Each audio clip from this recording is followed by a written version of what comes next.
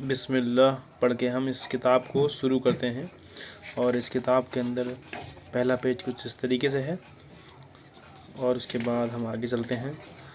इसके बाद आपके दिखेगा इसमें कि इंडेक्स है। इसका इंडेक्स में किस तरह दिखा रखा है कि हुजूर की जन्म तिथि और उस अलग अलग जंगों के बारे में और उनकी ज़िंदगी के बारे में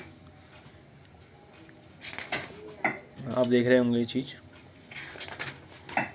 ये पूरा इंडेक्स है कि कौन से पेज पर क्या लिखा है। ठीक है, जैसे कि पाक ज़िंदगी की आखिरी अध्याय और बहुत सारी चीज़ें हैं। किताब का परिचय, ये किताब किसने लिखी, कब लिखी, क्यों लिखी। ठीक है, इसके बाद ये उनके बारे में है। मैंने ये पढ़ा था तो इसके कुछ निशान लगाए मैंने। शेख हसन बिन अब्दुल्ला ये शिक्षा मंत्री थे और भी बहुत कुछ आपको देखने को मिलेगा। ये आत्मकथा है उनकी जिन्होंने किताब लिखी है।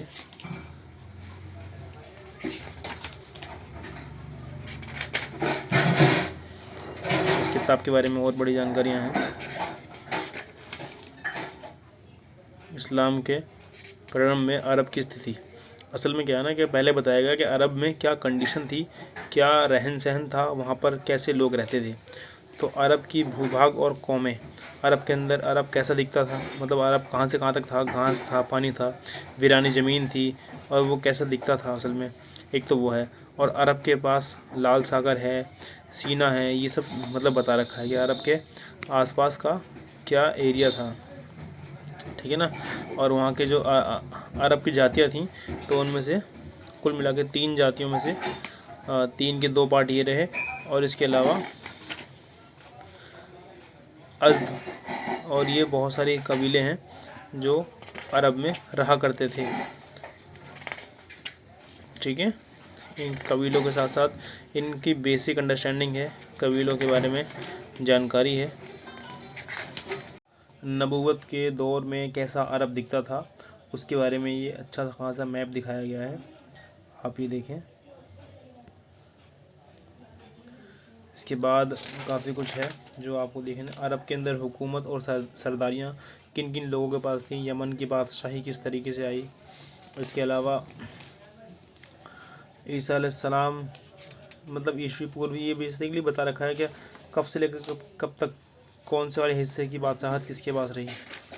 ठीक है, ये मैं आपको एक ओवरव्यू दे रहा हूँ। हिजाज की सरदारी है ये। ठीक है, इसके अलावा और भी बहुत सारी चीज़ें हैं जो आपको इस किताब के अंदर देखने को मिलेंगी। मैं इस किताब को आपके सामने पढ़ूँगा तो आपको बहुत ही अंडरस्टैंडिंग मिलेगी। जैसे कि ये है रिफ़ाया, हाजियों की मेहमान रिफ़ादा, हाजियों की मेहमानदारी।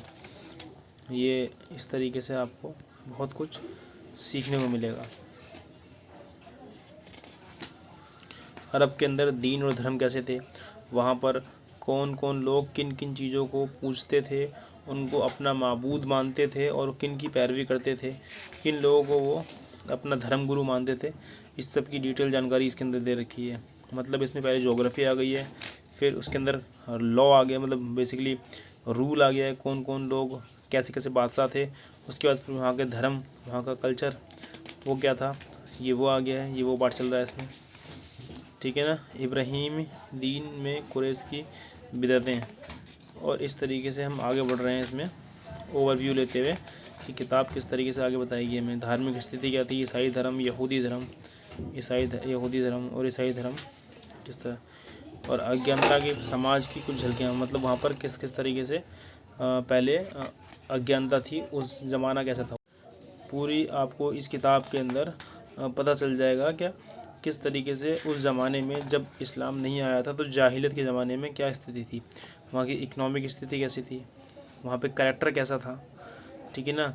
और वहाँ पर लोगों का रहन सहन कैसा था, उनकी मान्यताएं क्या थी, उनके सब कुछ आपको उसमें मिलेगा।